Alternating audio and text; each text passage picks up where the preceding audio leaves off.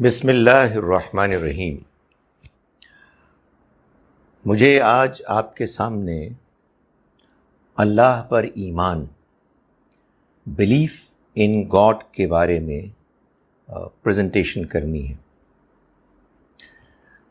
سب سے پہلے میں یہ واضح کرنا چاہوں گا کہ بلیف کس کو کہتے ہیں، ایمان کس کو کہتے ہیں۔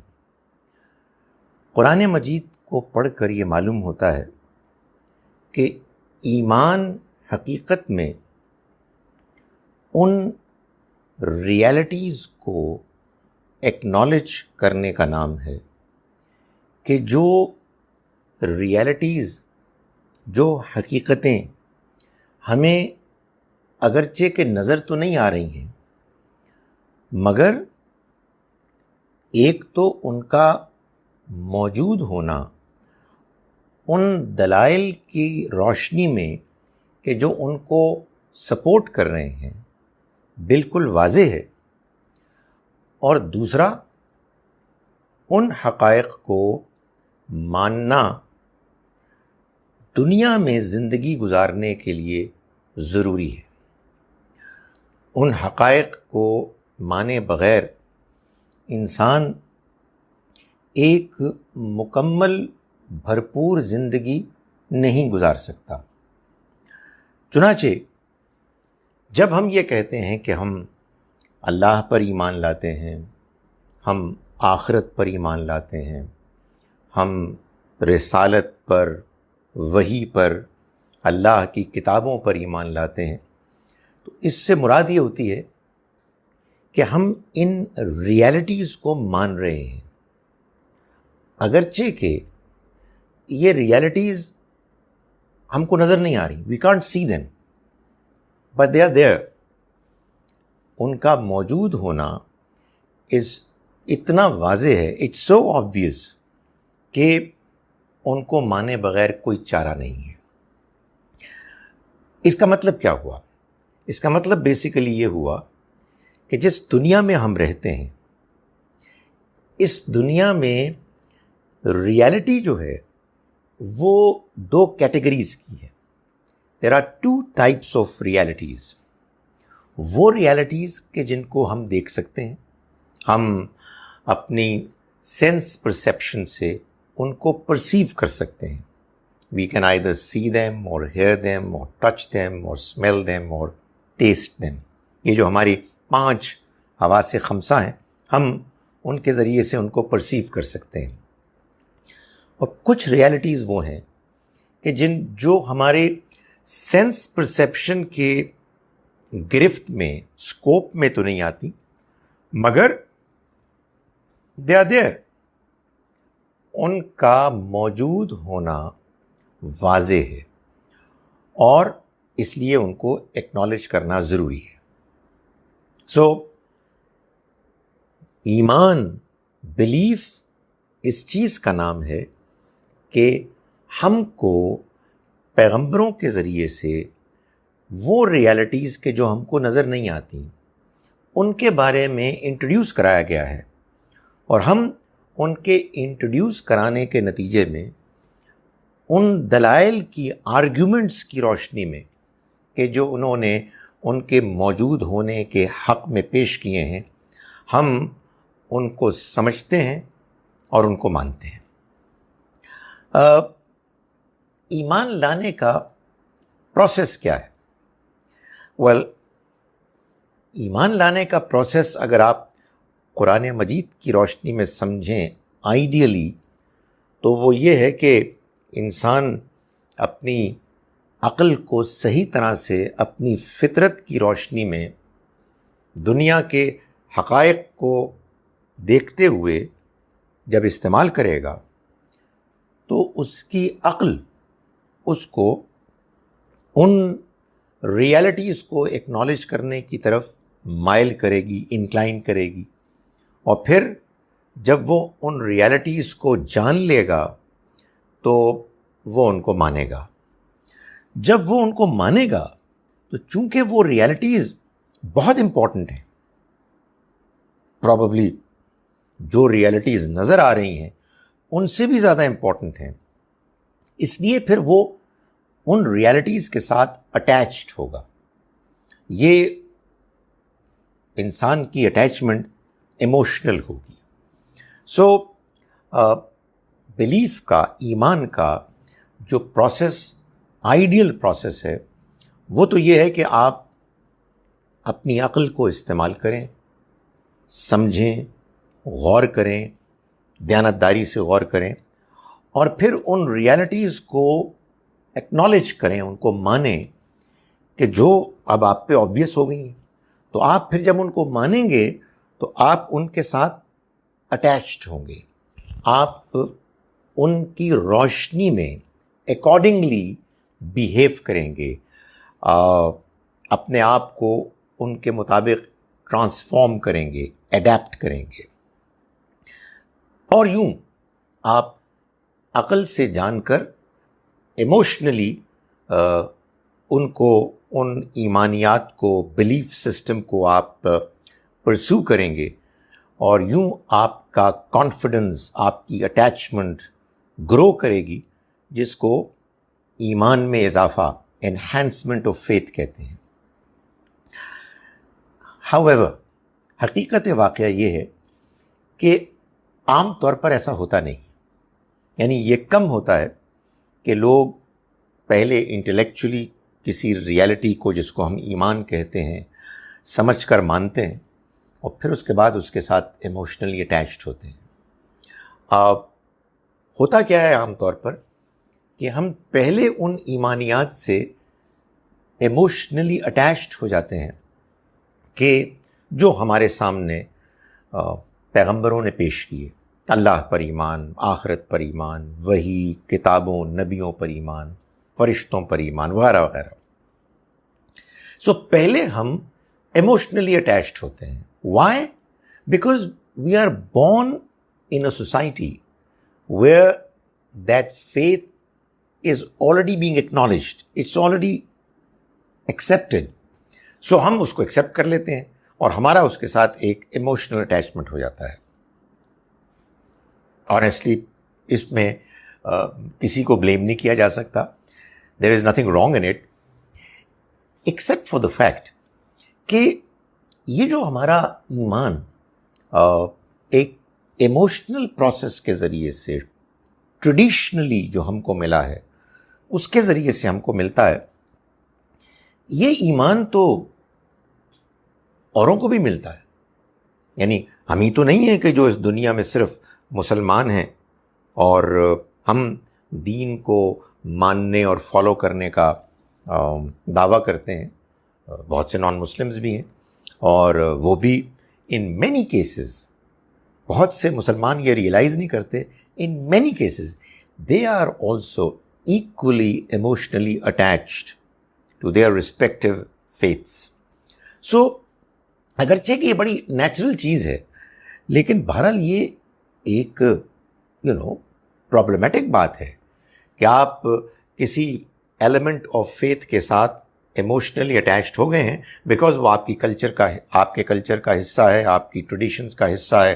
آپ نے اپنے پیرنٹس کو، ایلڈرز کو اس کو مانتے ہوئے سنا ہے، اس کے بارے میں باتیں کرتے ہوئے سنا ہے، اور آپ پھر اس کے بارے میں جذباتی ہو جاتے ہیں.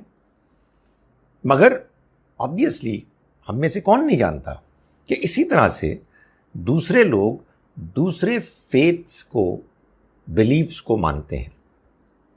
اچھا، بہت سے لوگ یہ کہتے ہیں کہ اس سے کوئی خاص فرق نہیں پڑتا، وہ بلیفس اور یہ بلیفس لگ بھگ ایک ہی ہیں. کوئی 19-20 کا فرق ہوگا، 18-20 کا فرق ہوگا، ڈیٹیلز کا فرق ہوگا، but they are essentially the same. حقیقت واقعہ یہ ہے، the fact of the matter is کہ ایسا نہیں ہے. فیتھس میں صرف ڈفرینسز نہیں ہیں، کانفلکٹس ہیں، وہ ایک دوسرے کو کنٹرڈکٹ کرتے ہیں. سو اس وجہ سے یہ ضروری ہے کہ جو پروسیس بلیف کو اختیار کرنے کا ہو، وہ اگرچہ کہ یہ ایک ریالٹی ہے جس کو ڈینائی نہیں کیا جا سکتا کہ ہم ایک بلیف سسٹم میں پیدا ہوتے ہیں، اس کو ہم ایکوائر کرتے ہیں، اس کے ساتھ ایموشنلی اٹیچڈ ہوتے ہیں، مگر کسی سٹیج پر آ کے ہمیں اس پروسیس کو انٹلیکچول ریزننگ کی اسکروٹنی سے گزارنا چاہیے، تاکہ وہ چیز کہ جو ہم کو ایموشنلی ملی اس کو ہم ریشنلی بھی حاصل کریں۔ کیوں؟ اس لیے کہ اس کے بغیر تو آدمی کا اطمینان ہو نہیں سکتا، اور اس لیے بھی کہ اسی کو اللہ تعالیٰ چاہتے ہیں کہ ہم ایڈاپٹ کریں ایز اے پالیسی۔ سو میں یہ کہہ رہا تھا کہ ایمان حاصل کرنے کا پروسیس کیا ہے؟ آئیڈیلی تو یہ ہونا چاہیے کہ آدمی اپنی عقل کو استعمال کرے اور پھر اس کے بعد مانے اور پھر جذبات کے ساتھ اس سے اٹیچڈ ہو جائے۔ لیکن عام طور پر ایسا نہیں ہوتا، بلکہ ہوتا یہ ہے کہ ہم کسی ادر دین انٹلیکچول ریزن کی وجہ سے کسی فیتھ کو ایکوائر کر لیتے ہیں۔ ایموشنل ٹریڈیشنل ریزنز ہوتی ہیں، بعض اوقات بعض لوگ بس کسی سے شادی کرنے کی غرض سے ایک فیتھ کو اختیار کر لیتے ہیں، اور پھر اس کے بعد ایک انٹلیکچول پروسیس ہے جس سے گزرتے ہیں اور پھر اس کو مانتے ہیں، اور وہ مانتے ہیں سمجھ کے، اور پھر اس کے بعد وہ اس کے ساتھ ایموشنلی اٹیچڈ ہو کے اس فیتھ کو اسٹرینگتھن کرتے ہیں، اس کو مضبوط کرتے ہیں۔ اللہ پر ایمان، بلیف ان گاڈ، ریلیجن کا سب سے امپورٹنٹ ایمان ہے۔ جو ہمارا جتنے بھی ایمانیات ہیں وہ سب کے سب منحصر ہیں، ڈپینڈنٹ ہیں اللہ پر ایمان پر، اور یہ چنانچہ سب سے پہلے سب سے اہم فیتھ کا وہ ہے جو پہلو، رکن، پلر کہ جس کو کہ پریزنٹ کیا جاتا ہے۔ باقی سب اس کے آف شوٹس ہیں، باقی سب اس سے ایمرج کرتے ہیں۔ اللہ پر ایمان کیوں لانا چاہیے؟ قرآن مجید سے معلوم ہوتا ہے کہ 3 بڑے بڑے ریزنز ہیں۔ میں ان میں سے تیسرے ریزن پر زیادہ زور دوں گا، مگر میں جسٹ ٹو بگن ود ایک تمہید کے طور پر پہلے 2 ریزنز بھی پریزنٹ کر رہا ہوں۔ قرآن مجید کا ہم کو دعوت دینا کہ ہم اللہ کو مانیں، ایک اس بنیاد پر بھی ہے کہ جس اللہ کو ماننے کی دعوت دی جا رہی ہے اس اللہ کے ساتھ ایک ڈائریکٹ، براہ راست ایک تجربہ ہمارے ایلڈرز نے کیا، یعنی آدم و حوا علیہ السلام نے۔ یہ انسانیت کے آغاز میں ایک باغ میں رکھے گئے، جس میں نہ جانے کتنے دن انہوں نے گزارے، دن گزارے، ہفتے گزارے، مہینے گزارے، ہمیں نہیں معلوم۔ انہوں نے اللہ تعالیٰ کو کیا اپنی آنکھوں سے دیکھا؟ We have no idea. انہوں نے اللہ تعالیٰ سے باتیں کی؟ پرابیبلی یس، مگر وہ انٹریکشن ایسا ڈائریکٹ اور ریئل انٹریکشن تھا کہ ایسے نہیں تھا جیسے کہ ہم نماز پڑھتے ہیں یا اللہ سے دعا کرتے ہیں۔ وہ خدا تعالیٰ کی موجودگی میں ایک وقت گزار رہے تھے۔ چنانچہ یہ پھر تجربہ ظاہر ہے پوری دنیا میں پھیل گیا، اس لیے کہ پوری دنیا میں جو انسان بستے ہیں وہ آدم و حوا علیہ السلامی کی تو اولاد ہیں۔ سو یہ کیسے ہو سکتا ہے کہ انہوں نے اپنے بچوں سے، اور ان کے بچوں نے اپنے بچوں سے، اور ان کے بچوں نے اپنے بچوں سے اس تجربے کے بارے میں بات نہ کی ہو؟ چنانچہ گاڈ، خدا، اللہ، ایشور، یاوے، یہوہ ایٹسیٹرا، یہ سب ہاؤس ہولڈ نیم ایک ہی ذات کے، جس نے ہمیں بنایا، جو اس کائنات، اس دنیا کو، اس کائنات کو چلا رہا ہے۔ سو یہ ایک ہسٹوریکل ریزن ہے جو کافی وزنی ہے. سیکنڈلی ایک اور ریزننگ جو قرآن مجید ہم کو دیتا ہے وہ یہ ہے کہ ہم اللہ کو انٹیوٹیولی جانتے ہیں. وی نو ہم from in side by birth. ایسے ہی جانتے ہیں جیسے مثال کے طور پر ہم اس بات کو جانتے ہیں کہ سچ بولنا اچھی بات ہے اور جھوٹ بولنا بری بات ہے. کہاں ہم کو یہ پڑھایا گیا؟ کس نے اس پر لیکچر دیا؟ نہیں، وی آلریڈی نو اٹ. ہم اس دنیا میں آتے ہیں اس حقیقت کو مانتے ہوئے. سو یہ ایک اور اللہ پر ایمان کی وجہ ہے جو قرآن نے بیان کی، اور یہ بھی بتایا کہ یہ جو ہماری انر فیلنگ ہے، intuitive understanding, appreciation of God, یہ ایسے ہی نہیں ہے خواہ مخواہ، بلکہ اس کی وجہ یہ ہے کہ اس دنیا میں آنے سے پہلے اللہ نے تمام انسانوں کو جن کو دنیا میں آنا تھا، ان کی ارواح کو، ان کی روحوں کو، یعنی ان کی پرسنالٹی کے اس حصے کو کہ جو حصہ وہ ہر وقت موجود رہتا ہے، وہ جسم کے علاوہ ہے، وہی اصل حقیقی شخصیت ہے، اور اس کو اللہ نے اپنے تجربے سے مستفید کیا. اس کو یہ پریولیج دی کہ وہ اللہ تعالیٰ کو ایکسپیرینس کرے ڈائریکٹلی. اور اللہ نے ان سے پوچھا کہ کیا میں تمہارا رب نہیں ہوں؟ تو سب انسانوں نے کہا کہ کیوں نہیں. اللہ نے پھر اس کے بعد ہم کو جیسے جیسے ہماری ٹرنز آئیں، ہماری روح کو ہماری باڈی میں ڈال کے دنیا میں بھیجا، اور وہ جو ہمارا ایکسپیرینس تھا، کال اٹ اسپریچول ایکسپیرینس، وہ ہم بھول گئے. اور اب جب کبھی بھی وہ ایک یا کسی دوسری وجہ کی بنا پر یاد آتا ہے اللہ کی انڈرسٹینڈنگ ہمارے اندر ابھرتی ہے، تو ہم یہ محسوس کرتے ہیں کہ وہ تو ہمارے دل میں پہلے ہی سے تھا، ہم اس کو جانتے ہیں. یہی وجہ ہے کہ اللہ کو بیان جب ہم کرتے ہیں، اللہ سے تعلق قائم کرتے ہیں، اس کے لیے لفظ ہے ذکر، ہم اس کو یاد کرتے ہیں. یعنی وہ ہمارے اندر پہلے سے موجود ہے، ہم اس کو جانتے ہیں اور ہم اس بنیاد پر اس کو یاد کرتے ہیں. اینی ویز، لیکن جو اصل ریزننگ ہے اللہ پر ایمان کی، وہ تو انٹلیکچوئل ریزننگ ہے. یعنی انسان اپنی عقل سے خدا تعالیٰ کو پہچانتا ہے. عقل کیا ہے؟ عقل اصل میں انسان کے پاس وہ فیکلٹی ہے، انسان کے پاس وہ ایبلٹی ہے جو پہلے سے موجود انفارمیشن، پہلے سے موجود ڈیٹا کو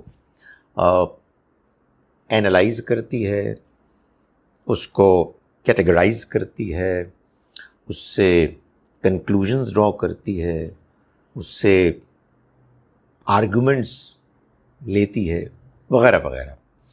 یہ انسان کے اندر کی ایبلٹی، انسان کے اندر کا یہ وصف عقل، ایسے ہی جیسے کہ ہمارا کمپیوٹر ہے. اس کو آپ جب انفارمیشن فیڈ کریں گے تو یہ پھر اس کے بعد آپ کو ریزلٹس دے گا. وہ آپ کا کیلکولیٹر ہوتا ہے. کیلکولیٹر میں آپ ڈیٹا فیڈ کرتے ہیں، اس کو انسٹرکشنز دیتے ہیں، تو پھر آپ کو وہ نتائج دیتا ہے. لائک وائز ہماری عقل ہے. ہماری عقل میں جو انفارمیشن جاتی ہے وہ جاتی ہے یا سینس پرسیپشن سے، دیکھنے سے، سننے سے، چکھنے سے، چھونے سے، سونگھنے سے، یا یہ انفارمیشن وہ انفارمیشن ہے جو ہمارے پاس پہلے سے موجود ہے. یعنی وہ ان بلٹ پہلے سے ہم لے کے آئے ہیں، اور جو میں بتا چکا ہوں جو ہمارے انٹیوشن میں ہے، جیسے موریلٹی ہے، جیسے ایک استھیٹک سینس ہے، وغیرہ وغیرہ. سو عقل اس ڈیٹا کو اینالائز کر کے کنکلوژنز ڈرا کرتی ہے. چنانچہ اللہ تعالیٰ انسانوں کو یہ کہتے ہیں کہ ہم اس دنیا میں غور کریں، اس دنیا کو دیکھیں، اس کا مشاہدہ کریں. انظروا ثمرہ، دیکھو اس کے پھلوں کو، اذا اثمر و ینعہ، جب وہ پھل دیتا ہے، جب وہ پکتا ہے. تو خدا تعالیٰ مشاہدہ دیکھنے کو کہتا ہے. کیوں کہتا ہے؟ اس لیے کہتا ہے کہ وہ یہ کہتا ہے کہ جب تم اس کائنات کو دیکھو گے، اپنی اس انوائرنمنٹ کو دیکھو گے جس کا تم حصہ ہو، اور تم خود اپنی شخصیت میں جھانکو گے، وہ شخصیت کہ جو تمہیں دی گئی ہے، جو اب تمہاری ہے، تو from in side your self and from the out side world, جو کچھ بھی آپ آبزرو کریں گے اس سے کچھ کنکلوژنز ڈرا کریں گے. اگر آپ کی عقل اس پورا ڈیٹا کو صحیح طرح سے گریسپ کر رہی ہے، اس کو اینالائز کر رہی ہے اور پھر ریزلٹس ڈرا کر رہی ہے، تو کچھ ریزلٹس لازماً نکلیں گے. ان میں سے ایک ریزلٹ یہ ہے کہ آدمی یہ محسوس کرے گا اس دنیا میں ڈسپلن ہے، اس میں کنٹرول ہے. یعنی ایسا نہیں ہے کہ دنیا میں جو چیزیں ہو رہی ہیں وہ ہیپ ہیزرڈ طریقے سے ہو رہی ہیں، الل ٹپ، کہیں کچھ ہو رہا ہے کہیں کچھ ہو رہا ہے. معلوم ہوتا ہے کہ کوئی سرے سے ایڈمنسٹریشن ہے ہی نہیں. اس کے برعکس معلوم ہوتا ہے کہ جو اس دنیا کا نظام ہے، اس کائنات کا، وہ امیزنگلی ڈسپلنڈ ہے. آپ گوگل میں دیکھیں اپنے سرچ کر کے کہ کل صبح لاہور میں، کراچی میں، لندن میں، نیو یارک میں سورج کب نکلے گا. ہر جگہ مختلف اوقات ہیں، اور نکلے گا انہی اوقات میں کہ جو پہلے سے معلوم طے شدہ ہے. اس دنیا میں انسان بہت سے کام کرتا ہے اس کانفیڈنس کی بنیاد پر کہ یہاں کا ایک ایسا نظام ہے جس میں جو پرنسپلز طے ہیں وہ پرنسپلز وائلیٹ نہیں ہوتے. چنانچہ کسان بیج بوتا ہے،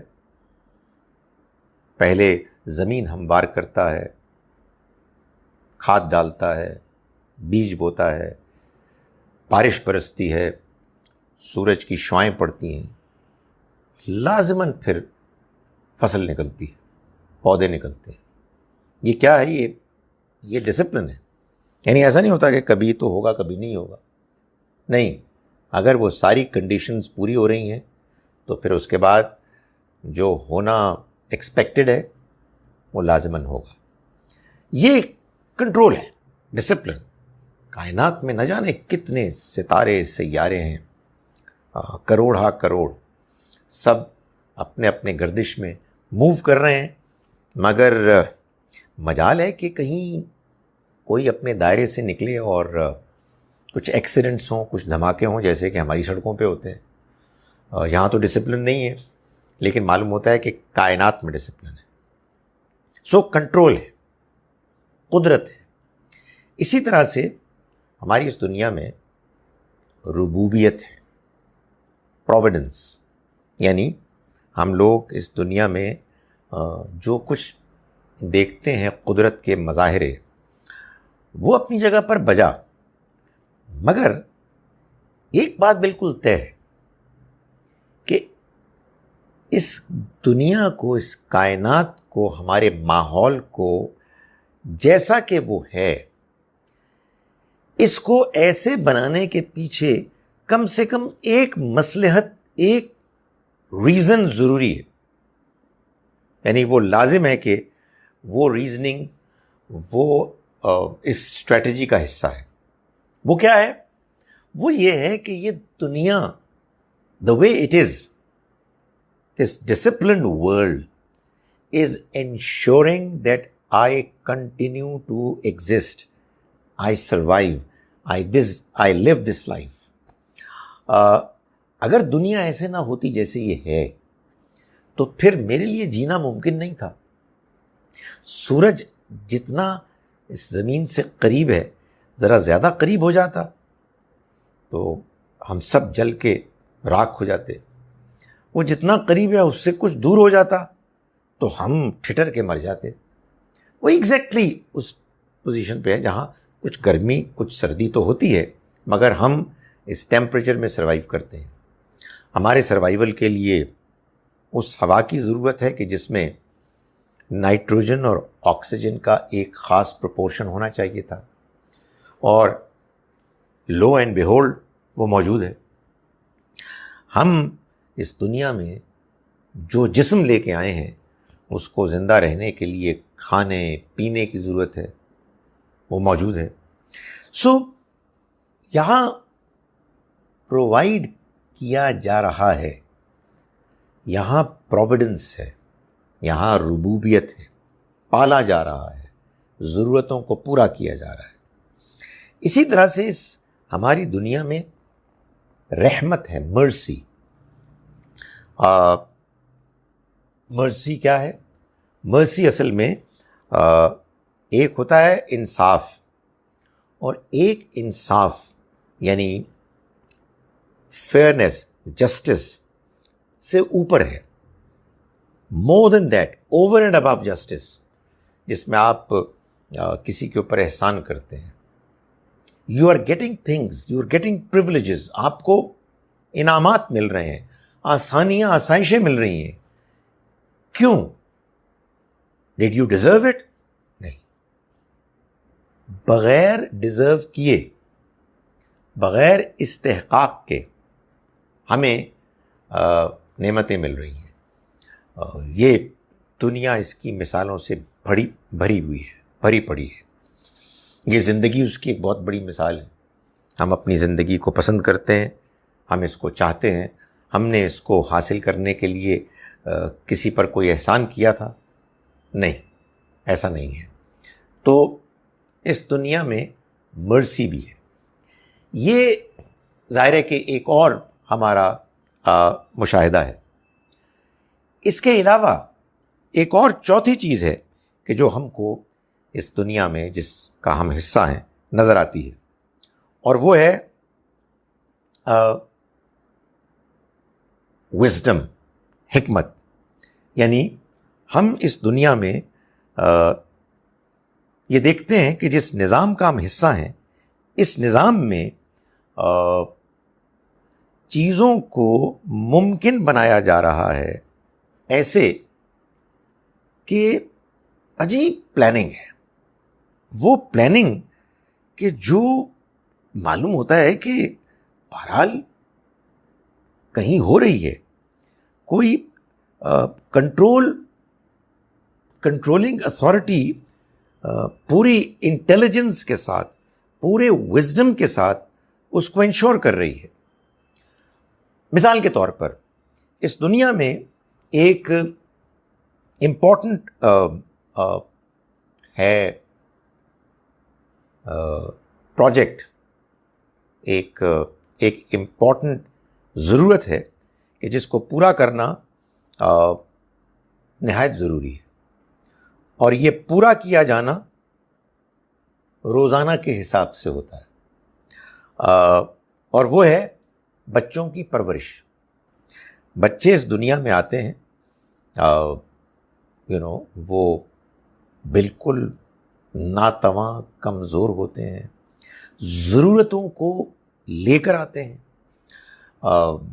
اگر ان کی ضرورتیں پوری نہ کی جائیں تو وہ سروائیو ہی نہیں کر سکتے. مگر کیا ہوتا ہے کہ وہ آتے ہیں، اور ان کے آنے سے پہلے ہی ان کے ماں باپ، ان کے گھر والے ان کے لیے منتظر ہوتے ہیں، ہر طرح کے ان کے نخرے برداشت کرتے ہیں. ایک دو دن نہیں، کئی سال وہ ان کی خاطر اپنی ضرورتوں کو پس پشت رکھ دیتے ہیں، اگنور کر دیتے ہیں. سو یہ عجیب و غریب بات ہے. بچے کو آنا تھا، آنے کے بعد اس کو سروائیو کرنا تھا. اس کی سروائیول کے لیے بہت سی ارینجمنٹس کی ضرورت تھی. ان ارینجمنٹس کو پہلے سے طے کر لیا گیا، ان کو پلاننگ کے ساتھ حاضر کر دیا گیا. سو اس کی بہت ساری مثالیں ہیں. ایک امیزنگ مثال ہے کہ مرغی کے انڈے سے جب چوزا نکلنا ہوتا ہے تو انڈے کو ایک خاص قسم کا ٹیمپریچر، ایک خاص قسم کا انوائرنمنٹ، کوزینس، کوئی ماحول درکار ہوتا ہے، اور وہ مرغی پرووائڈ کرتی ہے، ایسے کہ اس کی طبیعت میں ایک ایسی غیر معمولی تبدیلی آتی ہے کہ وہ انڈوں پہ بیٹھ جاتی ہے، اور پھر وہ 21 دن کے جو درکار ہوتے ہیں اس خاص ماحول کے لیے، کہ اگر وہ ہوگا ماحول تو انڈوں میں سے بچے چوزے نکلیں گے. ایسا ہی ہوتا ہے. کیوں ہوتا ہے، کیسے ہوتا ہے؟ مرغی اس کے لیے تیار ہو جاتی ہے. کیسے تیار ہو جاتی ہے؟ یہ پلاننگ ہے. دس از وزڈم. سو اللہ تعالیٰ انسان کو یہ دعوت دیتے ہیں کہ وہ اپنی آنکھیں کھولے اور اپنی دنیا کو دیکھے اور غور کرے اور اپنی عقل کو استعمال کر کے اینالائز کرے. جب وہ اینالائز کرے گا تو وہ یہ محسوس کرے گا کہ اس دنیا میں کنٹرول، قدرت، ڈسپلن ہے. اس دنیا میں پروویڈنس، ربوبیت، ضرورتوں کا پورا ہونا ہے. اس دنیا میں رحمت، مرسی ہے، بغیر ڈیزرو کیے چیزیں ملی جا رہی ہیں. اور اس دنیا میں وزڈم، حکمت ہے، اور اس دنیا میں اور بہت کچھ ہے. یہ سب کچھ کیا ہے؟ یہ سب کچھ اصل میں مینیفیسٹیشنز ہیں. یہ سب کچھ اصل میں نتائج ہیں اللہ کی صفات کے. ان دنیا کے تجربات کو، ان دنیا کے مشاہدات، آبزرویشنز کو جسٹیفائی نہیں کیا جا سکتا، ایکسپلین نہیں کیا جا سکتا جب تک کہ ہم اس ایک اللہ کو نہ مانیں کہ جس کے بارے میں اللہ تعالیٰ قرآن مجید میں فرماتا ہے اللہ نور السماوات والارض. اللہ پر ایمان آسمانوں اور زمین کی روشنی ہے. سو اگر ہم اللہ کو مانیں صحیح طریقے سے، اس کے ایٹریبیوٹس کے ساتھ، تبھی جا کر ہم یہ سمجھ سکتے ہیں کہ یہ دنیا ایسے کیوں ہے. سو میں نے بالکل شروع میں کہا تھا کہ ایمان در حقیقت ان حقائق کو ماننے کا نام ہے جن حقائق کو اگرچہ کہ، جن ریالٹیز کو اگرچہ کہ ہم دیکھ تو نہیں سکتے مگر وہ موجود ہیں، اور ان کو ماننا اس لیے ضروری ہے کہ ان کو ماننے کے حق میں جو آرگیومنٹس، جو دلائل دیے گئے ہیں وہ اتنے کنونسنگ ہیں کہ ان کو سوائے اس کے کہ آدمی نہ ماننا چاہے وہ انکار نہیں کر سکتا. اور وہ ریزننگ کیا ہے؟ وہ ریزننگ یہ ہے کہ آپ جس دنیا میں رہ رہے ہیں وہ انکمپلیٹ ہے، وہ آپ ایکسپلین نہیں کر سکتے. سو وہ جو ان سین ورلڈ کی ریالٹیز ہیں، جب آپ ان کو بھی شامل کرتے ہیں اس پوری دنیا کے نظام کے سسٹم میں، اس میں ان کو بھی انکارپوریٹ کر کے جب آپ دنیا کو سمجھتے ہیں تو آپ کہتے ہیں بات سمجھ میں آ گئی. اب سمجھ میں آ گیا کیا ہو رہا ہے، ورنہ چیزیں سمجھ میں نہیں آ رہی. ایسی لائٹر وین میں اگر میں کہوں کہ پاکستان جیسے ملک کے حالات، کہ اس میں یہ کیا ہوتا ہے، فلاں یہ کیوں کرتا ہے اور وہ فیصلہ کیوں کرتا ہے، تو کچھ تو ظاہر چیزیں ہیں اور کچھ پیچھے جو بیک گراؤنڈ میں ہو رہی ہیں. تو جب آپ کو وہ معلوم ہوتا ہے کچھ پیچھے بھی کچھ لوگ ہیں جو نظر نہیں آ رہے مگر وہ بھی اس سسٹم کا حصہ ہیں، اور ان کو جب تک آپ نہ مانیں آپ کو پاکستان سمجھ میں نہیں آ سکتا. سو وہ تو خیر ایک، اللہ معاف کرے، ایک بری مثال ہے، لیکن یہ دنیا، اس دنیا کو آپ نہیں سمجھ سکتے جب تک کہ آپ اس دنیا کے پیچھے ان حقائق کو نہ سمجھیں کہ جو حقائق پیغمبر آ کے کلیئرلی ایکسپلین کرتے ہیں. اب یہ دنیا اللہ پر صحیح ایمان لائے بغیر سمجھ میں نہیں آ سکتی. قرآن نے کہا کہ اللہ نور السماوات والارض، اللہ پر ایمان آسمانوں اور زمین کی روشنی ہے. سوال یہ پیدا ہوتا ہے کہ اگر ایسا ہے تو پھر لوگ کیوں نہیں مانتے اللہ کو؟ سارے لوگ کیوں نہیں مانتے؟ Why don't people believe in God, یا why don't they believe in ہم پراپرلی؟ کیا وجہ کیا ہے؟ اس سوال کا جواب یہ ہے کہ اس میں کئی فیکٹرز ہوتے ہیں. بعض اوقات محض غفلت ہے، دنیا کی انوالومنٹس ہیں، مشکلات ہیں، بہت سے ایشوز، پرابلمز ہیں کہ جو امیجیٹلی انسان کو اپنی طرف اتنا زیادہ اٹریکٹ کرتے ہیں، انوالو کرتے ہیں کہ بندے کے پاس ٹائم ہی نہیں ہوتا، آپ کے پاس فرصت ہی نہیں ہوتی. سو بندہ کہتا ہے یار چھوڑو پرے، کس نے دیکھا ہے خدا کو، کس نے دیکھا ہے آخرت کو. سو ایک تو پیور غفلت ہے، lack of attention, over indulgence, obsession with worldly life, worldly matters. سو آدمی نہیں مانتا. دوسری وجہ یہ ہو سکتی ہے کہ بعض لوگ رد عمل کا شکار ہو جاتے ہیں، ریئیکٹ کرتے ہیں. وہ دیکھتے ہیں کہ کچھ لوگ ہیں جو کہتے ہیں کہ ہاں خدا ہے اور ہم اس کو مانتے ہیں، اور بہت اللہ اللہ کرتے ہیں، بہت خدا کا نام لیتے ہیں، بہت گاڈ، بھگوان بولتے ہیں، لیکن نہایت برے لوگ ہوتے ہیں. ان کا behaviour from a moral point of view بہت ان امپریسو ہوتا ہے. تو کچھ دوسرے لوگ ان لوگوں کے غلط بیہیویئر اور ایٹیچیوڈ کی وجہ سے ریئیکٹ کرتے ہیں، اور وہ کہتے ہیں کہ اگر یہ خدا کو مانتے ہیں تو پھر ہم نہیں مانتے. وہ خدا ہو کیسے سکتا ہے موجود کہ جس کو ماننے کے نتیجے میں یہ بیہیویئر وجود میں آئے؟ آپ دیکھیں نا، جو ہمارے لوگ اللہ کا نام لے کے بندے مارتے ہیں، تو ایک بندہ اگر یہ کہے کہ یار یہ اٹ ڈزنٹ میک سینس، یہ نہیں ہو سکتا. جو ریلیجن اپنے ماننے والوں کو، بندوں کو اس کے نام پر مارنے، قتل کرنے پر آمادہ کرتا ہو، وہ ریلیجن اور اس کا بلیف سسٹم ٹھیک ہو ہی نہیں سکتا. تو یہ ایک ریئیکشن ہے، رد عمل. ایک تیسرا ریزن بھی ہے جو لوگوں کو ماننے سے روکتا ہے، اور وہ ہے ایروگنس، تکبر. یعنی بندہ کہتا ہے کہ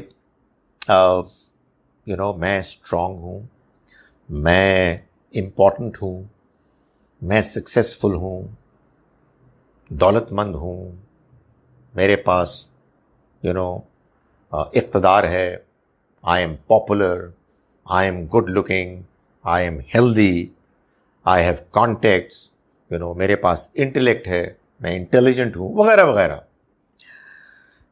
اور یہ جو لوگ کہہ رہے ہیں کہ کوئی خدا ہے، آئی مین ہاؤ از اٹ پاسبل کہ مجھے تو وہ نہیں سمجھ میں نہیں آیا، اور میرے پاس تو اس کی کوئی ایویڈنس نہیں ہے، اور کوئی دوسرا بندہ مجھے سمجھانے کی کوشش کر رہا ہے، why should I listen to ہم؟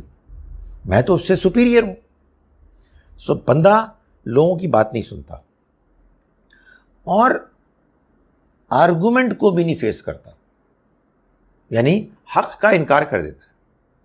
وہ کہتے ہیں جی بات یہ ہے کہ اگر یہ ٹروتھ میرے سسٹم کا حصہ نہیں ہے، یہ باہر سے آئی ہے، تو اٹ از نو گڈ، مجھے اس سے کوئی دلچسپی نہیں.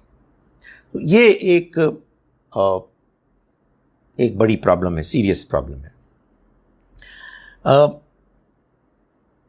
اگلا سوال یہ ہے کہ کیا بگ بینگ تھیوری اور تھیوری آف ایوولوشن، ان دونوں کے کمبینیشن نے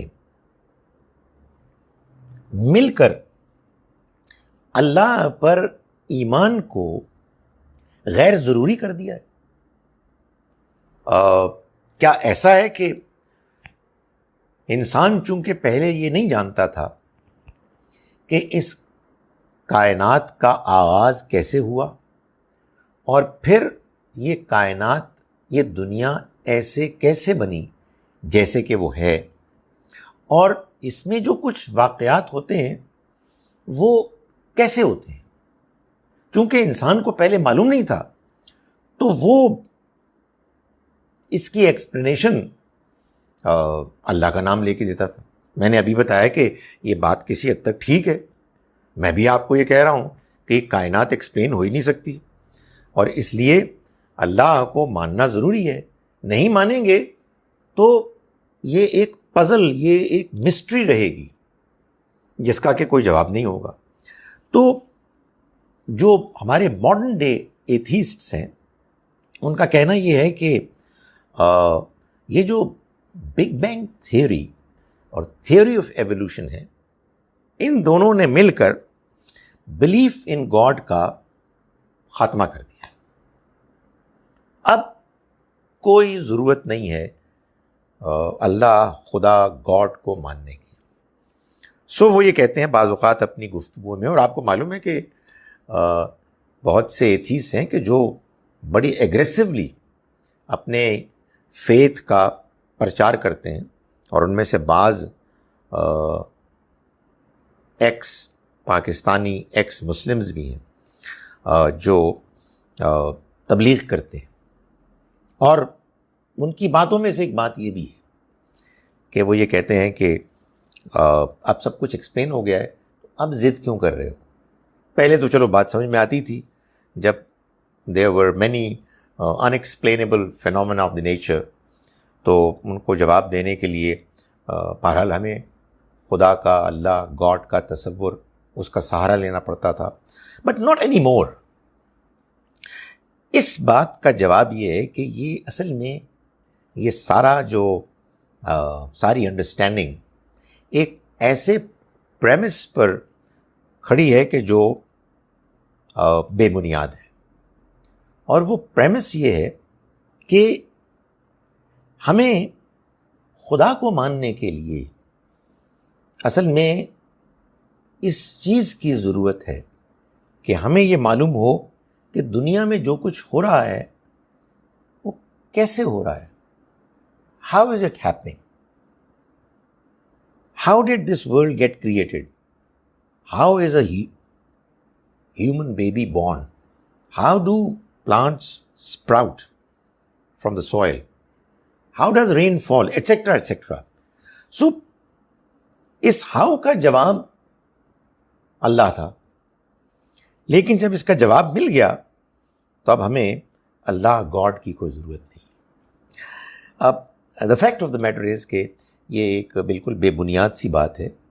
اللہ اس لیے نہیں درکار ہمیں کہ ہمیں کیسے کا جواب چاہیے، بلکہ اللہ ہمیں درکار ہے اس لیے کہ ہمیں کون کا جواب چاہیے. وہ کون ہے کہ جس نے اس کائنات کو بنایا؟ وہ کون ہے کہ جو اس کائنات کو چلا رہا ہے؟ وہ کون ہے کہ جو ہماری ضرورتیں پوری کر رہا ہے؟ وہ کون ہے کہ جس نے بگ بینگ کو برپا کیا اگر وہ واقعہ ہوا؟ اور وہ کون ہے جس نے کہ بگ بینگ کے بعد پروسیس آف ایوولوشن کو وہ شکل دی کہ جس کو ہم جانتے ہیں، اور جس کے وجود میں آنے، جس کے عمل پیرا ہونے کے نتیجے میں ہماری دنیا ویسی بنی جیسے کہ وہ اب ہے. So it's not a matter of answering the question how, but it's more significantly answering the question who, which leads us to believe in God. یہ کائنات جیسے بھی بنی ہے، چاہے ویسے بنی ہے جیسے کہ ہمارے موجودہ دور کے سائنسدان کہتے ہیں، یعنی بگ بینگ کے ایک سب سے پہلے پرائمری دھماکے کے بعد ایک لانگ پیریڈ آف ٹائم، بڑے لمبے عرصے پر محیط ایک پروسیس آف ایوولوشن کے نتیجے میں، یا کسی اور طرح سے. بہرحال اس کائنات کے بننے کو ممکن بنانے کے لیے اور اس کو چلانے کے لیے ایک ہستی لازماً ہونی چاہیے، اور وہ ہستی اللہ کی ذات ہے. چنانچہ اسی کو ہم مانتے ہیں. سوال یہ ہے کہ کیا ایتھیسٹس کو سمجھایا جا سکتا ہے کہ وہ ایمان لے آئیں؟ یہ میری پریزنٹیشن کا آخری سوال ہے. اس کا جواب یہ ہے کہ یہ ہمارے ہاں ایک بڑا عجیب لوگوں کے ذہن میں خیال پیدا ہوتا ہے، اور وہ بڑا ایک معصومانہ تقاضا کرتے ہیں کہ جناب اس ایتھیسٹ کو آپ منوا لیں، آپ فلاں شخص کو مسلمان کر دیں. نہیں، یہ ہمارے بس کی بات ہی نہیں ہے، یہ کسی کے بس کی بات نہیں ہے. یہ تو اگر ممکن ہو سکتا ہے تو اللہ تعالیٰ ہی کر سکتا ہے. ہم کیا کر سکتے ہیں؟ ہم ان کو سمجھا سکتے ہیں، ہم ان کے سامنے اپنی بات پیش کر سکتے ہیں، ہم ان کے سوالوں کے جوابات دے سکتے ہیں، دینے کی کوشش کر سکتے ہیں، ہم ان کے سامنے اچھا رویہ ایٹیچیوڈ پیش کر سکتے ہیں، ہم ان کے لیے دعا کر سکتے ہیں. بٹ کیا اس سب کے نتیجے میں وہ لازماً ہماری بات مان جائیں گے؟ نہیں. اس کا تعلق تو اس بات سے ہے کہ اللہ تعالیٰ نے ان کے بارے میں کیا فیصلہ کیا ہوا ہے. ایتھیسٹ کئی طرح کے ہوتے ہیں، یا آپ یوں کہیے کہ جو لوگ ایتھیسٹ بنے ان کے بننے کی کئی وجوہات ہیں. ان میں سے ایک وجہ یہ ہے، جیسا کہ میں نے گزارش کی اور میری اپنے ناقص انڈرسٹینڈنگ میں یہ سب سے بڑی وجہ ہے، اور وہ ہے ٹریڈیشنل ریلیجن سے دل برداشتہ ہو جانا. بہت سے ایسے لوگ جو ایتھیسٹ بنے ہیں، ان کے ایتھیسٹ بننے کی وجہ یہ ہوئی کہ انہوں نے جو مذہب بچپن میں دیکھا، نوجوانی میں دیکھا، وہ اتنا انریزنیبل تھا بعض پہلوؤں سے. اس کے ماننے والے اتنی عجیب و غریب باتیں کرتے ہیں، ایسے عجیب و غریب حرکتیں کرتے ہیں کہ اس کے بعد ایک سمجھدار انسان کہتا ہے کہ میرا اس دین سے کوئی تعلق نہیں، میرا اس دین کے ایمانیات سے کوئی تعلق نہیں، میرا اس دین کے پیش کرنے والے یعنی اوریجنلی اللہ تعالیٰ سے کوئی تعلق نہیں. اگر کوئی شخص ایسا ہے اور وہ واقعی جینوئنلی اس ماحول سے کہ جس میں دین کا ایک ایسا ورژن پیش کیا جا رہا ہے کہ جو بالکل امپریس نہیں کرتا، اگر کوئی دین سے دور ہوتا ہے اور اللہ کو نہیں مانتا تو اس کو بات سمجھائی جا سکتی ہے، اس کی غلط فہمیاں دور کی جا سکتی ہیں، اس کو یہ بتایا جا سکتا ہے کہ جس دین کو سن کر تم دین سے دور بھاگے ہو وہ اصل میں اللہ کا دین ہے ہی نہیں، وہ تو لوگوں کا دینی تصور ہے اور وہ تصور غلط ہے. اگر بعض ایسے لوگوں کو ہم سمجھانے میں کامیاب ہو جائیں کہ جس ٹریڈیشنل ریلیجس انڈرسٹینڈنگ کو سے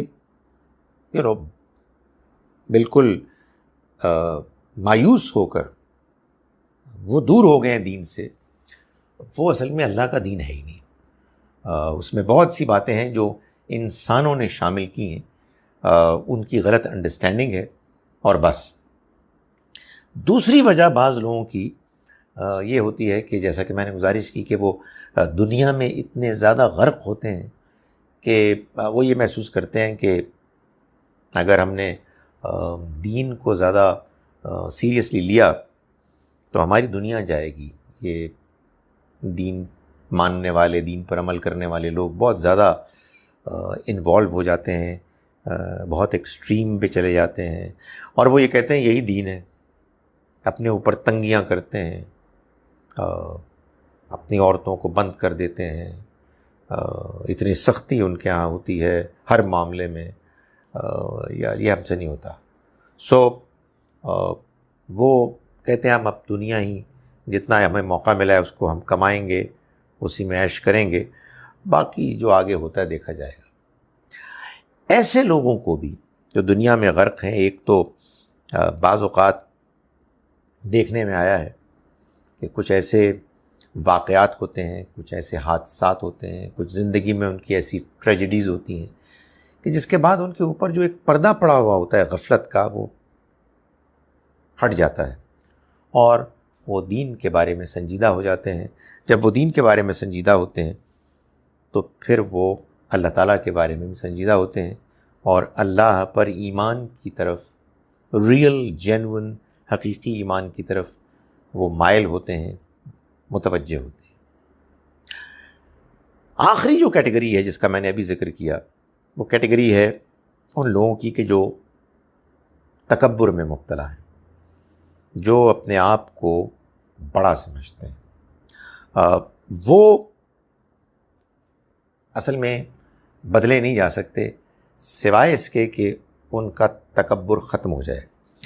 ان کے تکبر کے ختم ہونے کا بھی طریقہ یا تو یہ ہے کہ ان کو یہ بتایا جائے کہ آپ کے تکبر، آپ کے ایروگنس کی بنیاد کوئی نہیں ہے، اس لیے آپ ذرا پلیز اس کو چھوڑیں اور ریالٹی پر غور کریں۔ یا پھر یہ ہے کہ ان کو کوئی ایسا نقصان پہنچے، کوئی ایسے حادثے سے وہ دوچار ہوں جس کے بعد ان کے لیے ان کے سامنے یہ حقیقت آ جائے کہ وہ آج تک جس بنیاد پر تکبر کر رہے تھے، اپنے آپ کو بڑا سمجھ رہے تھے، اس بنیاد کی کوئی حقیقت ہی نہیں ہے، اور تکبر کرنا واقعی غرور ہے، یعنی دھوکہ ہے۔ اس پوری دنیا میں ایک ہی ذات ہے کہ جو سب سے بڑی ہے، جس کی شان نرالی ہے، جس کے مقابلے کا کوئی نہیں، چنانچہ جس کو یہ حق اور اختیار حاصل ہے کہ وہ تکبر کرے، اور وہ اللہ کی ذات ہے۔ اللہ کی ذات کے علاوہ کسی اور کو تکبر کرنے کا کوئی حق نہیں ہے۔ سو ایتھیس کو سمجھایا جا سکتا ہے، ڈپینڈ کرتا ہے کہ ایتھیس کس کیٹیگری کو بلانگ کرتا ہے۔ بعض اوقات جو ایروگنٹ ایتھیس ہوتے ہیں وہ اپنی انٹلیکچوئل، سائنٹیفک، فلسافیکل آرگومنٹس میں اتنے زیادہ مغرور ہوتے ہیں، ایروگنٹ ہوتے ہیں کہ وہ کہتے ہیں کہ یہ مولوی لوگ، یہ دیندار لوگ، ان کے پاس کا کوئی جواب نہیں۔ یعنی یہ بڑی عجیب بات ہے، مشاہدے میں آتی ہے کہ بعض اوقات آپ بات کر رہے ہیں ایک صاحب سے اور وہ آپ کی بات کو ریفیوٹ کر رہے ہیں، اپنی آرگومنٹس پیش کر رہے ہیں، مگر جب آپ ان کی آرگومنٹس کے مقابلے میں اپنی آرگومنٹس پیش کرتے ہیں تو آپ یہ محسوس کرتے ہیں کہ وہ آپ کی بات ہی نہیں سن رہے، they are not even listening to you. اس کی وجہ یہ ہے کہ بعض لوگوں کی پرابلم یہ ہوتی ہے کہ انہوں نے جو ایک مرتبہ ایک بات طے کر لی ہے، اس سے وہ ہٹنے کے لیے تیار نہیں۔ وہ یہ سمجھتے ہیں کہ اگر اس کو انہوں نے چھوڑ دیا تو وہ اعتراف کر رہے ہیں کہ ہم بیوقوف لوگ تھے اور ایک غلط بات کو مانتے چلے آ رہے تھے۔ یہی تکبر ہے۔ آدمی اگر سچائی کا ماننے والا، سچائی کا متلاشی ہے تو اس کو یہ باتیں سننے میں کوئی پرابلم نہیں ہونی چاہیے کہ کچھ لوگ کہہ رہے ہیں کہ اچھا یہ تو اتنے بیوقوف تھے کہ ان کو پہلے بات ہی سمجھ میں نہیں آئی تھی۔ آدمی سے بیوقوفی، حماقت ہوتی ہے، اس سے کیا فرق پڑتا ہے؟ لیکن سب سے بڑی بیوقوفی اور سب سے بڑی حماقت یہ ہے کہ بندہ یہ کرے کہ اس کے سامنے سچائی آ جائے، وہ حق کو دریافت کر لے، مگر اس کے باوجود اس کو ماننے سے انکار کر دے، اس لیے کہ وہ اپنے نام، اپنی ریپوٹیشن، اپنے دنیا میں قد کاٹ سے اتنا متاثر ہے اور اس کے بارے میں وہ اتنا زیادہ سینسٹیو ہے کہ وہ اس کو کسی صورت میں کمپرومائز کرنے کے لیے تیار نہیں ہے، اور اسے یہ خدشہ ہے کہ اگر اس نے اس بات کا اعتراف کر لیا کہ ہاں میری بات جو میں پچھلے 30 سال سے مان رہا تھا وہ بات غلط ہے، تو کہیں ایسا نہ ہو کہ لوگ سمجھیں کہ میں بیوقوف ہوں، تو just stick to your guns, اپنی بات کو پر قائم رہو۔ سو میں نے آج آپ کے سامنے بلیف ان گاڈ کے سلسلے میں چند باتیں بیان کی. یہ بتایا کہ بلیف کیا ہوتا ہے, یہ بتایا کہ بلیف کو اختیار کرنے کا پروسیس کیا ہوتا ہے, یہ بتایا کہ سینس پرسیپشن اور انٹیوشن کی حواس خمسہ اور وجدان کی آرگومنٹس کیا ہیں. پھر میں نے آپ کو بتایا کہ وہ انٹلیکچوئل آرگومنٹس کیا ہیں کہ جو اللہ کی قدرت, کنٹرول, پروویڈنس, ربوبیت, مرسی, رحمت اور حکمت, وزڈم کی صفات کی ریفلیکشن کی طرف ہمیں لے جاتی ہیں. پھر میں نے آپ کو یہ بتایا کہ لوگ کیوں ایمان نہیں لاتے, یہ بتایا کہ ایوولوشن اور بگ بینگ تھیوری کیا ہمارے ایمان کی نفی کرتی ہیں, اور آخر میں نے اس سوال کا جواب دیا کہ کیا ایتھیسٹ کو سمجھایا جا سکتا ہے یا نہیں. اقول قولی ھذا واستغفر اللہ لی ولکم. سر اب ہم اپنے پرسنل آنسرز کا سیشن اسٹارٹ کریں گے. جس کے پرسن کریں اپنی ہینڈ ریز کر لیں زوم کے اندر and we will take your questions.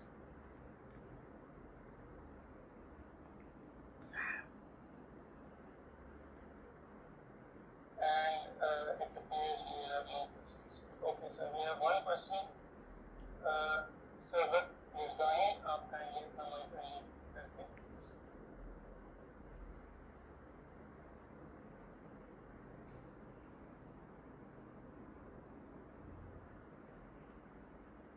G mic unmute ہو گیا آپ کا. جی مجھے ایک بات پوچھنی تھی کہ جیسے بعض لوگ بہت کانفیڈنٹ ہوتے ہیں کیونکہ وہ اپنی جو کام کرتے ہیں اس میں بہت ماسٹر ہوتے ہیں, تو اگر وہ دوسروں کے سامنے جائیں گے تو obviously نظر آئے گا وہ فرق, وہ تو تکبر ہونا شروع ہوگا. کیا ہوگا دیکھیں, تو کیسے بہیو کرنا پڑے گا؟ بندہ کانفیڈنٹ ہو یہ تکبر ہو بھی سکتا ہے اور نہیں بھی ہو سکتا. کانفیڈنس کوئی بری بات نہیں ہے, بلکہ دنیا میں بہت سے امپورٹنٹ کام کرنے کے لیے آدمی کو سیلف کانفیڈنٹ ہونا چاہیے, ضروری ہے. لیکن یہ سیلف کانفیڈنس تکبر کی ٹیریٹری میں داخل ہو جائے, اس کا امکان ہے. وہ امکان تب ہوتا ہے جب انسان یہ ریئلائز کرتا ہے کہ دوسرے کی بات صحیح ہے یا صحیح ہو سکتی ہے, اور وہ دل میں فیصلہ کرتا ہے میں نے اس کی بات نہیں سننی, ہو نہ ہو, بائی ہک اور بائی کروک میں اس کی بات کو نگیٹ کروں گا. تو پھر آپ سمجھیں کہ اب تکبر شروع ہو گیا. اب یوں سمجھیے کہ ایسا تو بہت ہوتا ہے, اور ایسا ہونے میں کوئی حرج نہیں ہے کہ ہم اپنی ڈسکشنز میں اپنے پوائنٹس آف ویو پر کھڑے رہتے ہیں, اگرچہ کہ یہ آئیڈیل نہیں ہے.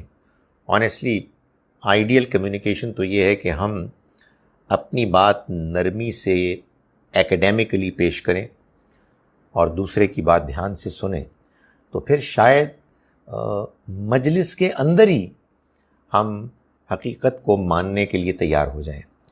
لیکن چلیں, ڈسکشن میں جذبات آ جاتے ہیں, ہیٹڈ ڈسکشن ہوتی ہے اور بندہ دوسرے کو نگیٹ کرنے کی کوشش کرتا ہے, مگر کبھی تو وہ میٹنگ ختم ہوگی نا, کبھی تو آپ آرام سے ریلیکس کر رہے ہوں گے, کبھی تو آپ چائے پیتے ہوئے سوچ رہے ہوں گے, سوچتے ہوں گے کہ ویسے بائی دا وے اس کی بات میں وزن تھا.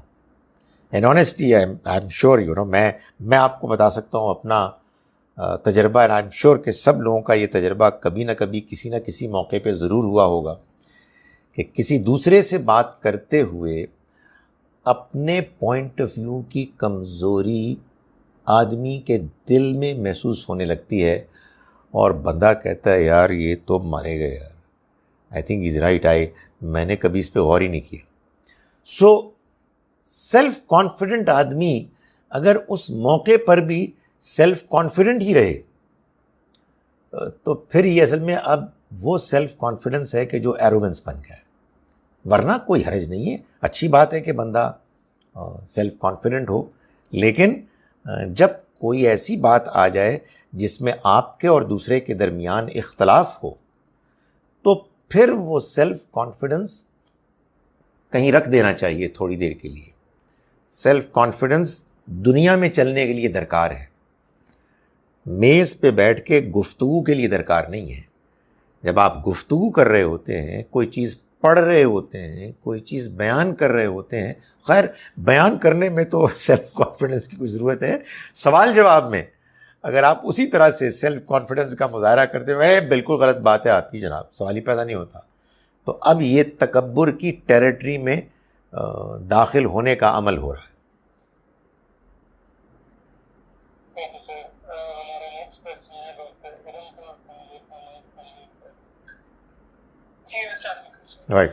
سر آپ نے یہ کہا ہے کہ بلیف ان گاڈ کا جب بولا کہ ایک اللہ تعالیٰ کی صفات میں یہ ہے کہ جی وہ کائنات چلا رہا ہے، سارے اس کے جو نشانیاں ہیں. اب وہ نان مسلمس بھی یہی کہتے ہیں کہ ہمارے بھی نشانیاں یہ ہیں، ہم اپنے اللہ پاک سے کس طرح ڈفرینشیٹ کریں؟ ہمیں کوئی ضرورت نہیں ہے ڈفرینشیٹ کرنے کی. یہ مسلمانوں کی ایک بڑی پرابلم ہے کہ وہ غیر مسلموں کے ساتھ گفتگو کرتے ہوئے کسی طرح سے یہ ثابت کرنے کی کوشش کرتے ہیں کہ ہماری بات ایک یونیک بات ہے. نہیں، ہم یہ دعویٰ نہیں کر رہے ہیں کہ ہمارا پیغام پہلا اور آخری اللہ کا پیغام ہے، باقی سب غلط پیغامات ہیں. نہیں، ہمارا دعویٰ یہ ہے کہ ہمیں جو پیغام ملا ہے یہ اللہ کا آخری پیغام ہے. اس سے پہلے بھی اللہ کے بہت سے پیغامات آئے ہیں، قرآن ان میں سے بعض کا ذکر کرتا ہے، نام لیتا ہے. اس وجہ سے ہمارے اور دوسروں کی باتوں میں اگر بہت سی چیزیں مشترک ہیں، اللہ کا شکر کرنا چاہیے، اس کو ویلکم کرنا چاہیے. قرآن مجید نے تو باقاعدہ ہمیں اس بات کی تلقین کی ہے کہ ہم دوسروں سے گفتگو کرنے کا جب اہتمام کریں تو ہم پہلے کامنالٹیز کو بیان کریں. اگر کوئی شخص آپ کے پاس آئے، آپ امیجن کریں، اور وہ آپ کو آتے ساتھ ہی آپ کی مانی ہوئی باتوں کی نفی کرے تو آپ کا دل ہی نہیں چاہے گا کہ آپ اس سے بات کریں. آپ کہیں گے کہ I am not inclined, I am not interested.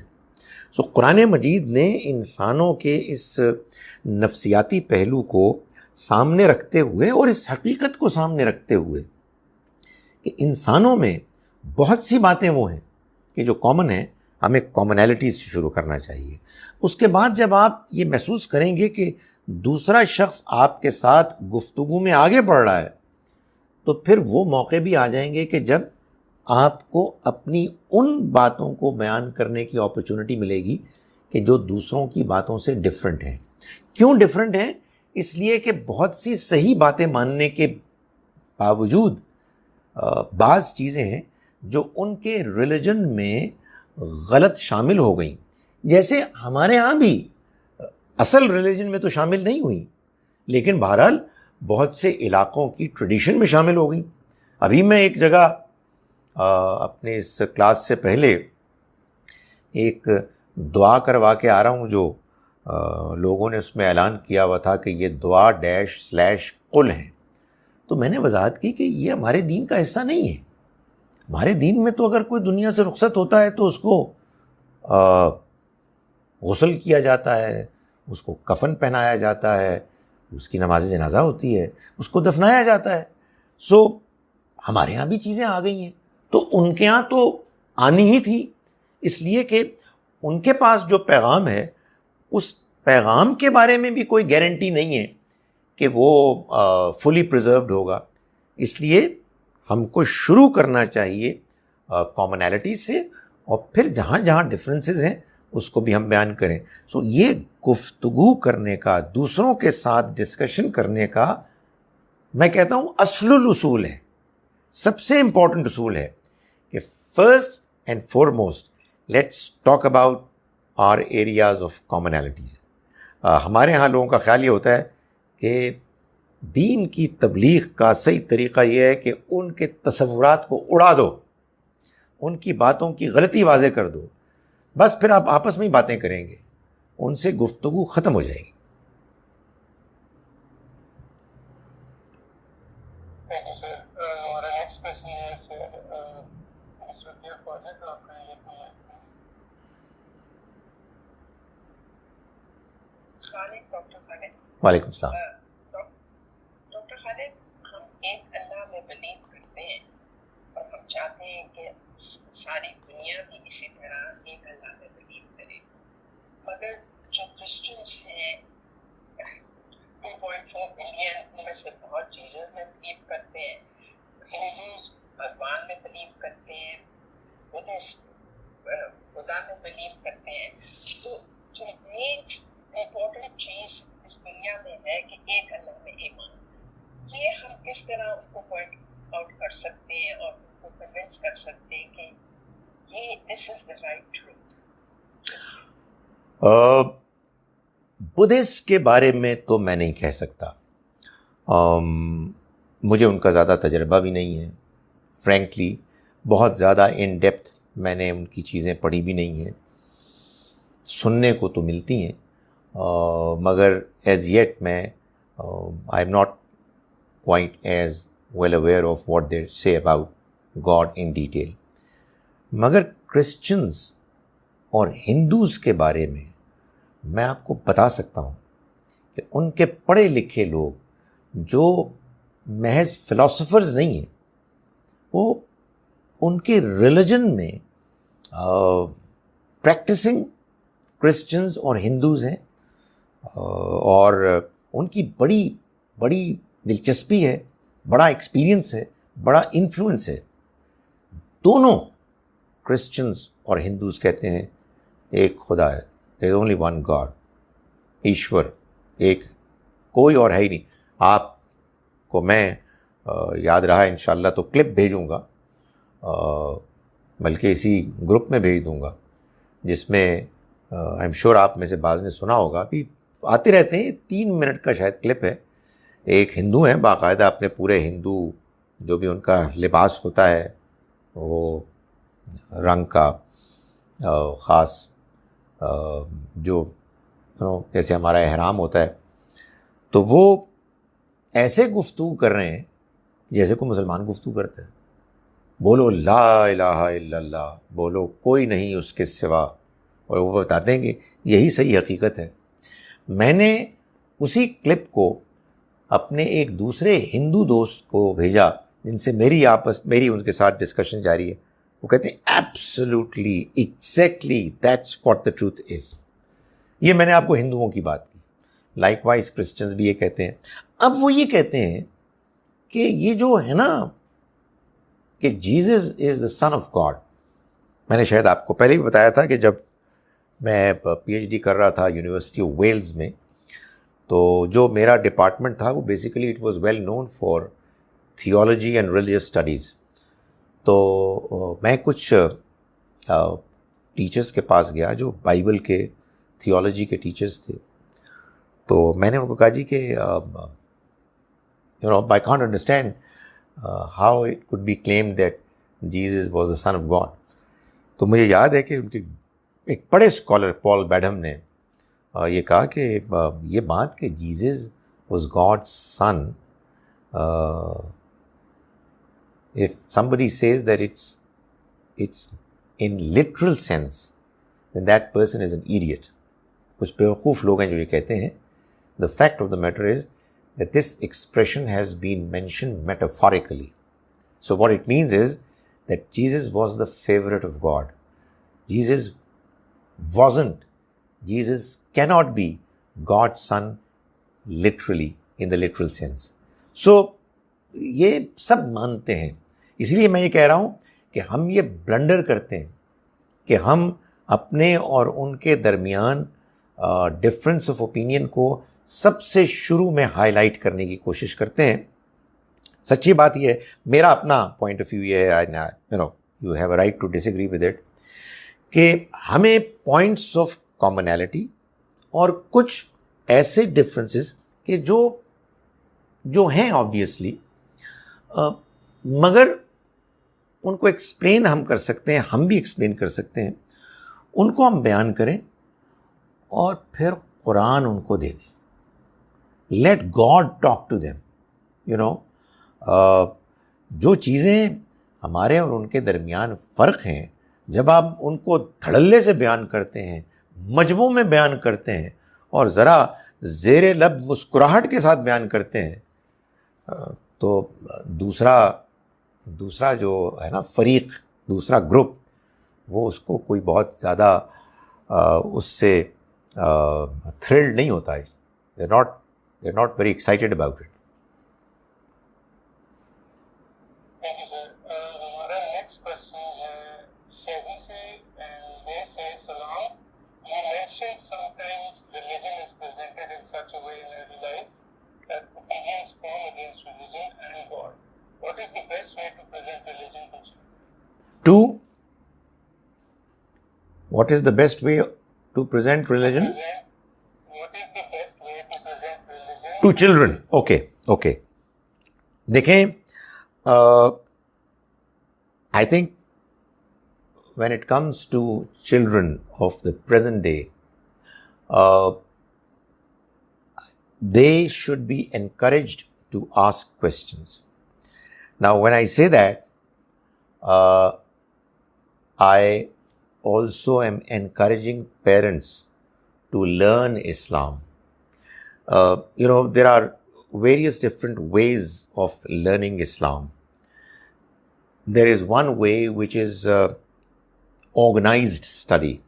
You start from scratch and you have a certain program of reading, learning in classrooms, through books, etc., which people go through. And obviously this is what organized education is. Magar there is another way of learning, and at times it's more effective, which is the practical way of learning, which is to make it a point that you are going to learn. You will learn whatever challenge of learning comes your way. And the best way of learning in this particular manner is to learn through your own children. And I think all of us, each one of us is motivated to let our kids know what the truth is, what our religion has to say. So بچے اگر if they ask you questions, don't discourage them. Answer politely what you know and tell them honestly what you don't know. And start exploring, start finding out answers to the questions you don't know. And if you do it consistently, very soon you will find that from the day you started off, you've learned quite a lot. And I tell you, you have learned more and better than those people, many of those people who learn religion and other subjects in the systematic, organized way. کیونکہ آپ کے case میں تو learning کی جو سب سے important condition ہے وہ بھرپور طریقے سے پوری ہو رہی ہے.